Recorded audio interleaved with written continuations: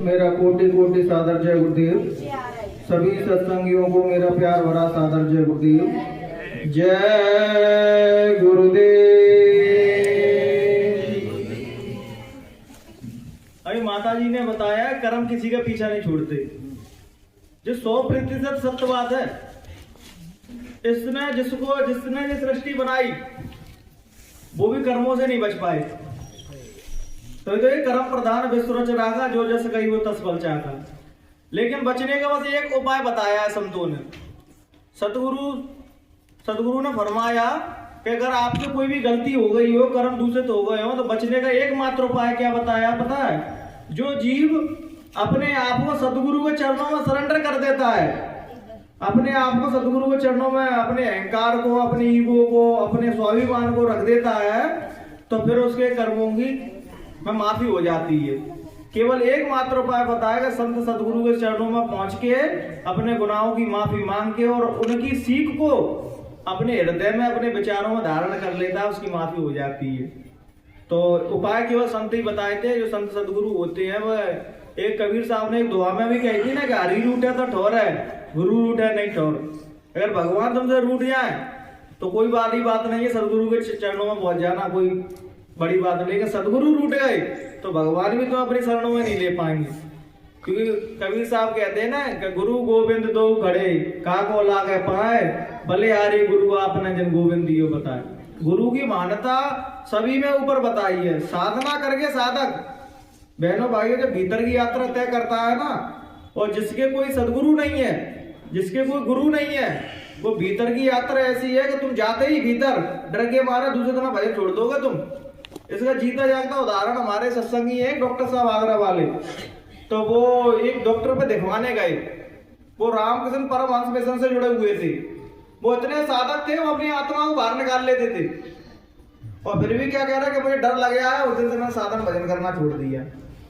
तो हम लोगों से बात हो रही तो हमने एक ही बात कही कि बगैर गुरु के ही होता है, कि बगैर गुरु के हम ध्यान भजन सुमरण करते हैं तो भीतर का रास्ता इतना कठिन है बहनों भाइयों कि तुम किसी ना किसी दृश्य ऐसा आ जाए तो डर जाओ उससे। जब सदगुरु होता है तो सदगुरु उस साधक के आगे आगे चलता है। जो भी व्याधा की चीज आती है, डर जाएगा या भजन छोड़ देगा, उसको पहले ही हटा देती है। ये कहते नहीं कि किसी ने दिल्ली का रास्ता देखा हो और फिर वो बनने ले जाए तो ज्यादा भीड़ भाड़ इलाके, ट्रैफिक वाले इलाके से नहीं ले जाता अपन को ऐसे इलाके से ले जाएगा, भीड़ भाड़ नहीं मिलेगी, जल्दी पहुंच जाएंगे अपन। यही सदगुरु का काम होता है। जो अंदर में भीड़ भाड़ है, जहाँ साधक डर सकता है, वहां वो सदगुरु मदद करते हैं, उसके लिए सरल रास्ता कर देते हैं। और बहनों भाइयों, संगत का बहुत बड़ा इफेक्ट होता है। अगर हम जैसा संगत करेंगे धीरे धीरे वैसे ही बनने लगेंगे। अगर हमें धार्मिक बनना है, सत्संगी बनना है, भगवान के रास्ते पे चलना है, तो हमें वैसे लोगों के साथ ही रहना पड़ेगा। तो इसके लिए एक बहुत सुंदर सी कहानी है बहनों भाइयों। एक बार क्या हुआ, अल्बर्ट आइंस्टीन थे, जो बहुत बड़े साइंटिस्ट थे। आज की दुनिया में बुद्ध जीवियों में सबसे ज्यादा उनका नाम लिया जाता है, अल्बर्ट आइंस्टीन का। तो एक बार क्या हुआ, उनका ड्राइवर था, उनको दूसरे तरह सत्संग में जाना था कहीं प्रवचन देने। तो उनका ड्राइवर कहता है कि मालिक एक मेरी अनुरोध है, नौकरी कर रहा हो, और नौकर कभी कभी अपनी इच्छा कह देता है तो मालिक मान लेता है। तो उन्हें यहाँ बताइए क्या अच्छा है। क्या इच्छा ये है मेरी, कल तुम प्रवचन देने जाओगे तो तुम्हारी जगह मैं बोलना चाहता हूँ। तो अल्बर्ट आइंस्टीन ने कहा ठीक है, तू बोल लेना, कोई दिक्कत नहीं है, तू बोल लेना। तो भैया चल दिए साहब। अल्बर्ट आइंस्टीन गाड़ी चलाने लगे, वो जो मालिक बैठता था उसको सीधे वो बैठ गए साहब। गए वहां तो उन्होंने प्रवचन देना चालू कर दिया। तो उसमें क्या, एक प्रोफेसर ने खड़े होकर एक प्रश्न पूछा। वो प्रश्न ऐसा था कि असली वाला उत्तर दे सकता था, उसका नकली नहीं दे सकता था। अब अल्बर्ट आइंस्टीन बैठे, अब वो सोच रहे अब देखता हूँ अब क्या करेगा। अब यहाँ से पता पड़ता है कि संगत का कितना बड़ा असर होता है। तो उन्होंने एक प्रश्न पूछा, तो बोलने के इतना छोटा प्रश्न जो तुम्हें समझ में नहीं आया, इस प्रश्न का उत्तर तो मेरा ड्राइवर ही दे सकता है। ड्राइवर बता दो इनको उत्तर, वो तो असली थे। तो उनने कही कि देखो यार, इसके पास कितना दिमाग था कि मेरे संग रह रह के उसमें भी बुद्धिजीवी वाला दिमाग, साइंटिस्ट वाला दिमाग आ गया। चाहता तो फंस जाता वो कह रहा अब ये फंसेगा। तो उन्हें इतने छोटा सा प्रश्न, इसके लिए मुझे क्यों थकाना पड़ रहा, मेहनत करनी पड़ेगी, तो मेरा ड्राइवर ही कह देगा बता दो उनको। अब वो तो असली थे, उन्होंने तुरंत बता दिया। तो बहनों भाइयों, ऐसे ही जब कोई कामिल मुर्शिद की, सदगुरु के शरण में जाते हैं तो धीरे धीरे हम वैसे ही बनने लगते हैं। नानक साहब के पास गुरु अर्जुन देव रहे थे ना बहनों भाइयों, तो जब दोनों यात्रा से करके आते थे ना, तो उनके घर वाले जो कहते थे अर्जुन देव के कि तुम्हारे पास ही वो नानक जैसी खुशबू आ रही है, जो नानक जी में आती थी वो भी तुम्हारे पास आ रही है। तो उन्होंने कहा ये तो उनकी संगत का असर है। जैसे हम जागे हुए पुरुष के संग रहते हैं ना बहनों भाइयों, तो हम भी धीरे धीरे जागने लगते हैं, क्योंकि वो हमारा संसार से मोह छुड़ाते हैं, हमारे अंदर वैराग्य प्रकट करते हैं कि बच्चा जहाँ कोई भी चीज स्थायी नहीं है, सब चीज एक दिन खत्म हो जाएगा। महाप्रलय में तो गुरु महाराज कह रहे हैं ब्रह्मा विष्णु महादेव भी खत्म हो जाएंगे महाप्रलय में, ये भी नहीं बचेंगी, लेकिन तुम्हारे भीतर जो बैठा है परमात्मा का अंश है, जीवात्मा बैठी है, वो कभी नहीं मरेगी। और उसी यात्रा के लिए हमें जो हमें नामदान मिला है, उसी को जानने के लिए वो हमें देर रात उसकी कमाई करनी है और अपने आत्म स्वरूप को देखना है कि मेरे भीतर जो बैठा है वो कभी मरने वाला नहीं है। बहनों भाइयों, देह मृत्यु किसकी हो रही है? देह की। जैसे पुराने कपड़े हो जाते फेंक देते हैं, जैसे ये शरीर जर्जर हो जाता है, शरीर दूसरा धारण कर देता है। और ये क्रिया कब तक चलेगी? जब तक तुम शरीर नहीं छोड़, जब तक तुम अपनी आत्मा को जान नहीं लोगे कि आत्मा क्या है। तो बहनों भाइयों, पता है ये उधार का ज्ञान और असली ज्ञान में अंतर क्या होता है? इसके लिए भी एक छोटी सी कहानी है कि एक बार क्या हुआ, रविन्द्रनाथ टैगोर जी थे, तो उन्होंने गीतांजलि करके नाम के एक बुक लिखी थी। उसमें उन्होंने बहुत अच्छी अच्छी परमात्मा की प्रार्थना भजन लिखे थे, तो उसके लिए उनको नोबेल पुरस्कार मिला था। तो जहां भी जाते थे उनको लोग माला डालते थे, सम्मान की दृष्टि से देखते थे, तो बड़े प्रसन्न रहते थे कि भीतर तो परमात्मा को जाना नहीं। और उधार का जो आदमी होता है ना, वो उधार से खुश हो जाता है, उसको हकीकत में जानना ही नहीं है, उसको सम्मान मिलने लगा तो उन्हें क्या हकीकत में क्या जानना, उधार से ही मिलने लगा। लेकिन बगल में एक दादाजी रहते थे उनके पास, और सब लोग सम्मान करते थे, वो जब भी मिलते थे उन्हें डांटते थे। पहले जान तो लो उसको, तब सम्मान लेना। जान लिया तुमने परमात्मा को, उसको देख लिया तुमने? अब जो बेचारा भीतर से तो जानता ही है ना कि नहीं देखा मैंने, अब उन्हें तो बाहर से सम्मान मिल रहा था, किताब लिख दी थी गीतांजलि। अब वो बेचारे गुस्सा भी करते थे बाहर से, और अंदर ये भी सोचते थे क्या तो सही रहा है, भीतर से तो मैंने जाना ही नहीं। तो एक बार क्या हुआ कि वो समुद्र किनारे टहलते हुए आ रहे थे, तो सूरज की किरणें निकल रही सुबह सुबह, समुद्र किनारे टहले, तो धीरे धीरे उन्हें एक अंतर अनुभव घटा परमात्मा का। तो सामने से देखते क्या कि वो दादाजी भी आ रहे हैं जो उनकी निंदा आलोचना करते थे, उनको डांटते थे।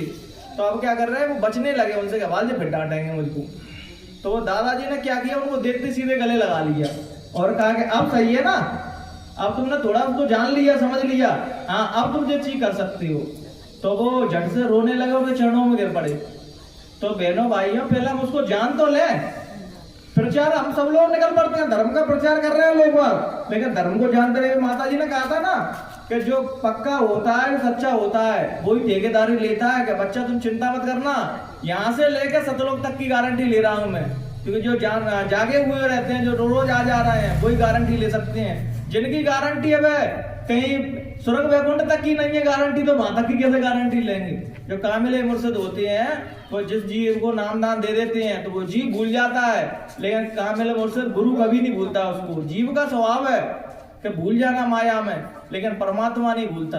बहनों भाइयों, पता है परमात्मा के पास बहुत ही सुंदर दो चीज है जो वो हर व्यक्ति से देना चाह रहा है। तो अपन क्या डिसाइड क्या लेना है वो अपन जाने हैं। भगवान के पास दो चीज है, एक तो माया और दूसरी भक्ति। तो लोग क्या करते हैं कि माया जिसको भगवान देता है परमात्मा, तो माया उस जीव को नचाती रहती है पूरे जीवन। वो जब संसार में रहेगा तब तक वो माया नचाएगी उसको, इधर भगाएगी उधर भगाएगी। जो प्लॉट बनाना है, मकान बनाना है, गाड़ी खरीदना है, सर्विस कराना है, शादी करना है बच्चों को, माया पूरे जीवन भर नचाएगी। और जिसको भक्ति दे दी तो फिर उसके आगे भगवान नाचते हैं। फिर जिसके पास भक्ति है ना, और भक्त बुलाता है उसके परमात्मा को, तो वो उसके सहारे पे नाचते हैं। ठीक ऐसे ही जब हमारे भीतर भगवान की अपने गुरु के लिए प्रेम आता है ना, तो गुरु भी हमारे सहारे बाजता नाचता है। कब? जब वो साधक अपने आप को गला देता है, उसका वजूद ही नहीं है कि मैं और तू एक हो गया है। और कामिल मुर्शिद यही चाहते हैं, अपने मुरीद को अपने जैसा बनाना चाहते हैं। पूरे जीवन बस एक ही प्रयत्न करते हैं, जिस प्रकार मैं जाग गया तो कोशिश करते हैं कि सबके सब 45 करोड़ जाग जाएं, लेकिन 45 करोड़ों का चित्त संसार में लगा हुआ है। गुरु महाराज नौकरी लगवा दो, गुरु महाराज मोड़ी मोड़ा है जाए, लेकिन संत मती किताब में स्पष्ट लिख दिया उन्होंने कि संतों का काम ये नहीं है तुम्हें संसारी चीज देना। संतों का तो बस एक ही काम है, तुम्हें नामदान की दौलत देना, तुम्हारे जीवात्मा को जगाना, परमात्मा से मिला देना।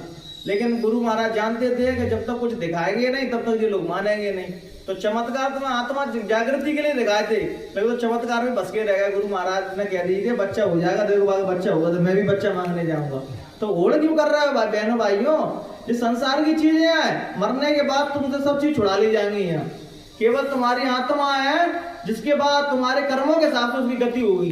ये तो कैसा कर्म करोगे उस हिसाब से गति होगी। ये मन है ना बहनों भाइयों, मन हमसे खोटे खोटे काम करवाता है और हमारी आत्मा को भी दूषित करता है। आत्मा करना नहीं चाहती कोई भी गलत काम, लेकिन मन के वसीभूत आगे हम कर बैठते हैं कोई भी काम। अब हम सोचते हैं कोई नहीं देख रहा, लेकिन वो देखने वाला तुमको हमेशा देखता है, तुम कभी नहीं बच सकते उसकी दृष्टि से। इसलिए भगवान को हमेशा अपने दो नैनन के भीतर समा के रखो। ये देखो कि भगवान मुझको बंद कमरे में भी देखता है, केवल बाहर नहीं देख रहा मुझको। अपन क्या करते हैं पता है कि अपन कहीं भी जाएंगे तो धार्मिक बन जाती है, और जब अपने घर के भीतर है तो अपन स्वयं से हर व्यक्ति जानता है कि मैं क्या हूँ, और उसका आवा मंडल बता देता है कि उसने जीवन कैसे जिया है। जो बुढ़ापे में बूढ़े लोगों की बेकदरी होती है ना, उसका कारण बस एक है, जब भगवान में लो लगानी थी तब वो संसार में लो लगा बैठी। और भगवान पर उनको बैराग जगाते हैं कि हमारे बच्चों में बसा रहेगा तो ये मेरे धाम में नहीं जाएगा। तो बच्चे उनको मार रहे हैं, गाली दे रहे हैं, उनको परेशान कर रहे हैं बुजुर्गों को। किस लिए कर रहे हैं? क्योंकि वो भगवान की तरफ चल नहीं रहे, वैसे जाएगा नहीं जीव। तो यहाँ से मोह नहीं खत्म करवाएंगे, यहाँ से मोह नहीं टूटेगा उनका, तब तक वो उस रास्ते पर जाएंगे नहीं। तो हमारे साथ ऐसी घटना हो किसी बुजुर्ग के संग तो निराश नहीं होने का बहनों भाइयों। वो याद कर रहा है मालिक, इसलिए इनसे वो खत्म करवा पा रहा है। नहीं तो वो तुमसे प्रेम से व्यवहार करते रहेंगे तो तुम यहाँ से जाने वाले नहीं हो। जिनमें चिपके रहो, अरे मेरा बच्चा मुझसे बहुत प्यार करता है, मेरी बहू बहुत प्यार करती है, कोई किसी से प्यार नहीं करता। ये सब झूठे नाते हैं जो हमने मनगढ़ंत बना लिए हैं। जो बहना भाइयों, जो बताओ तुम क्या संसार में पहली बार आए हो? कितनी बार तुम्हारा जन्म हो चुका है, कितनी बार तुमने बच्चे बनाए, मकान बनाए, हवेली बनाए और बच्चों की शादी की और फिर दोबारा शरीर छोड़ के फिर चले गए। लेकिन हम इसी माया में बार बार आते हैं, फंस जाते हैं और चले जाते हैं। हम नानक के भी समय में थे, नानक ने भी हमें चेताया, तुम जागे नहीं, तभी तो आज भी बैठे हम। और आज भी बुद्ध पुरुष जगाते हैं हमें, और नहीं जागोगे तो फिर दोबारा शरीर में आना पड़ेगा, फिर कोई बुद्ध पुरुष तुमको जगाएगा, फिर नहीं जागोगे तो तीसरा बुद्ध पुरुष आएगा। बस ये है, संतों के शरण में जाने से तुमको बार बार नर्तन मिल जाएगा, मनुष्य रूप भी मिल जाएगी। लेकिन बगैर आत्मा को जाने, बगैर आत्मा का ज्ञान प्राप्त किए तुम यहाँ से जाने वाले नहीं हो। महात्मा तो कह देंगे चले जाओ, लेकिन काल भगवान जो उनके छोटे पुत्र हैं उन्होंने दिया है उनको, तो कहीं महाराज तुमने ही तो कहा था कि जब इसने कमाई नहीं की है, इसने दौलत ही नाम की कमाई नहीं की, आत्मा जागृति नहीं है, तो कैसे निकल जाऊंगा उनको। तो सतगुरु कहेंगे बात तो सही कह रहा है, सही बात तो मानते हैं ना, कोई भी कह रहा है वो मानते हैं नहीं। तो सतगुरु कहेंगे अरे मेरा बच्चा क्या तो सही रहा, भजन नहीं करा तो कैसे निकल जान देंगे। तो सतगुरु संत महात्मा तो चाहते हैं, संत महात्मा तो दुखी देखते हैं, उनका हृदय पिघल जाता है कि भैया ठीक है दे दी तुमको दान में। संत महात्मा, संत जो होते हैं ना बहनों भाइयों, वो तो कष्ट सहते रहते हैं अपनी भलाई के लिए। असंत होते हैं वो क्या करते हैं, वो तुम्हें कष्ट देने में पीछे नहीं हटेंगे। आपके मोहल्ला पड़ोस में कुछ लोग ऐसे होंगे, उन्हें दूसरों को सताने में बहुत मजा आता है, दूसरों को परेशान करने में बहुत मजा आता है, वो असंत के गुण है। और संत के गुण वो है बहनों भाइयों कि दूसरों को आनंदित, खुद दुख सहके, खुद कष्ट सहके दूसरों को आनंदित जीवन देते हैं और एक अच्छा जीवन देते हैं और रास्ता बताते हैं कि बहनों भाइयों संसार में हमेशा के लिए रहने नहीं आए हैं। जो तो एटीएम कार्ड की तरह, जब तक बैलेंस है तब तक एटीएम कार्ड उपयोग करेगा, बैलेंस खत्म हो जाएगा एटीएम कार्ड उपयोग करना बंद कर देगा। ठीक वैसे ही यह सांसों की पूंजी जो मिल रही है हमको वो तभी तक है जब तक हमारी सांसों की पूंजी चल रही है। सांसों की पूंजी खत्म, आराम से पड़ा है शरीर, और फिर भाई शरीर से हम सब लोगों को नफरत हो जाती है। प्रेम का दावा कर रहे हैं सब लोग, क्या प्रेम करते हैं, प्रेम करते हैं, तो भाई मरने के बाद भी तो चलो उसके संग, मरगटा में चलो सब लोग। कोई चलता है? कोई नहीं चलता मरगटा में, केवल झूठी नाते बना लिए हैं माया के प्रपंच से। लेकिन हमें सदगुरु जगाने आते हैं तो हम जगने के लिए तैयार नहीं होते हैं। जजकोर तुम्हारी बाएं पकड़ के जजकोरते हैं कि बच्चा यहाँ कितनी बार तुम आए हो, कितनी बार तुम मर रहे हो, लेकिन अब तो चेत जाओ। गुरु महाराज बार बार मंत्र से नहीं कहते थे कि बच्चा भजन करो, संत महात्माओं का भजन पर फोकस रहा, भजन करो, भजन करो। भजन से तुम्हारे अध्यात्म के भी काम बनेंगे और तुम्हारे भौतिक भी काम बनेंगे। बगैर भजन के ना तुम्हारे अध्यात्म के बनेंगे ना भौतिक के बनेंगे। ठीक है, भक्ति होती है, गुरु महाराज कहते हैं कि माया उनके चरणों की दासी होती है। एक बार बहनों भाई पता है, जब गुरु महाराज शुरू के समय में थे तो उस टाइम में फाइनेंशियली कंडीशन बहुत ही ज्यादा खराब थी। तो एक भक्त बैठा था उनके चरणों में, तो गुरु महाराज कह रहे कि ऐसा मंदिर बनेगा कि भीड़ बनेगी नहीं, और उसका वैभव बता रहे आगे भविष्य का। अब वो बेचारा, वो क्या जाना है, वो तो यहाँ से वहां तक की देख पा रहा, संत तो बहुत दूर तक की देख लेती है, दूरदृष्टि होती है संत की। तो उन्हें ऐसा वैभव होगा, ऐसा मंदिर बनेगा कि भूमंडल में बना नहीं होगा। तो वो कहते हैं महाराज 400 रुपए ले फिर रहे हो और बातें कर रहा है मन्नो की कैसा मंदिर बनेगा जी कि वो बेचारा क्या जाने। और जब वो समय आया तो फूट फूट की भी आज वो बताने वाले नहीं है जो पहले बता रहे थे ऐसा मंदिर बनेगा ऐसा वैभव होगा। तो वो तो उन्हें महाराज कैसे होगा। तो उन्हें कि जहाँ भक्ति होती है या भजन होता है माया उनके चरणों की दासी होती है। तो बहनों भाइयों वो गुरु के लिए उन लोगों के लिए भी नियम काम करता है। जब भजन करेंगे तो हमारे संसार के और परमात्मा के दोनों काम बनेंगे। बगैर भजन करे तुम्हारे पास माया आ गई ना तुम्हारी बुद्धि उल्टी काम में चलेगी। फिर संसार के लोगों को देख लो माया आने के बाद क्या हो रहा है उनके बच्चे रात रात भर घर नहीं आते नशे नलियों पड़े हैं वो सवेरे उठ के आते हैं वो घर में कलेश मचे हुए हैं क्योंकि किसी के अंदर सब्र ही नहीं है संतोष नहीं है। करोड़ों होने के बाद भी सबर संतोष नहीं है। अपन यहाँ जितने भी बैठे हैं 2 वक्त का भला भोजन मिल जाता ज्यादा सुख सुविधा नहीं है लेकिन सुकून तो है ठहराव है कि नहीं जीवन में कि भाई भगवान जो दे रहा है उसमें खुश है। जो व्यक्ति भगवान को धन्यवाद करता रहता है धन्यवाद की भावना रहती है मुझे मालिक तूने जैसा दिया है मैं इसकी मैं आपकी कृपा समझता हूँ तो भगवान की उसको और कृपा बरसती है। जब हम शिकायतों से भर जाते हैं अरे गुरु महाराज सब लोग तो कहते थे गुरु महाराज से जुड़ने के बाद समस्या दूर हो जाएगी तो भाई तो है ना रही। तो जो क्या है कि अपना चित्त शिकायत करने वाला है तुम पहले उसके लिए तो त्याग करो कुछ उसके लिए तो करो कुछ तब वो तुम्हारे लिए कुछ करेगा। उनका संतों का एक ही सिद्धांत है कि भजन उनको सबसे प्रिय है। जो सच्चाई के रास्ते में भजन करता है बहनों भाई माता जी ने एक बहुत अच्छी बात कही और जो चीज मैं भी सोच रहा था 7-8 दिन से कि देखो संगत में ऐसे जिम्मेदार लोग होने चाहिए जो किसी संकट पड़े तो फाइनेंशियली रूप में जो सक्षम है वो उनकी मदद के लिए खड़े हो जाए करें। क्योंकि अपन एक परिवार है तो शरीर से जो खड़ा हो सकता है वो शरीर से खड़ा हो जाए। वो धन से मदद कर सकता है वो धन से मदद कर दे। जो किसी पढ़ा लिखा है जो उसकी कांटेक्ट है किसी डॉक्टर मास्टरों से अच्छे लोगों से वो उनसे ऐसे परिचित निकाल के उनको समस्या को सॉल्व करे तभी तो हम सत्संगी हैं। केवल कहने से सत्संगी बन जाएंगे हम। हमें एक दूसरे के लिए मदद के लिए तत्पर रहना चाहिए तभी हम सत्संगी हैं। क्योंकि हम एक दूसरे की मदद नहीं कर रहे हम गुरु महाराज की मदद कर रहे हैं। गुरु महाराज कहते हैं संगत ये मेरा स्वरूप है मुझ में और संगत में कोई भेद नहीं है। तो बहनों भाई हमें लोगों की मदद करनी चाहिए कि नहीं करना चाहिए। इस बात को हमेशा कान में गांठ बांध लो कि हजूर तो अभी सामने है नहीं जो तुमसे हाथ में पकड़ के सेवा लेंगे लेकिन हम जो एक दूसरे की सेवा दे के काम करते हैं जो समझ लो हजूर की सेवा ही हो रही है। जिसमें जितना बल पड़े उस बच्चे की मदद करो। और कोई भजन साधना करता है वो साधना में गुरु महाराज से अर्जी लगाते रहे क्योंकि भजनानंदी की और जो भजन करते हैं गुरु के प्यारे हो गए हैं उनकी गुरु महाराज जल्दी सुन लेते हैं। तो सभी लोगों ने प्रार्थना की तो आज बच्चे बेचारों ठीक है और हम सब यही अनुरोध करेंगे कि वो जल्दी ठीक हो गए हम संगत के बीच में आए और गुरु महाराज का जीता जागता नमूना देके जय गुरुदेव। अब इन्हीं शब्दों के साथ अपनी वाणी को हम यहीं विराम देते हैं। बहनों भाइयों किसी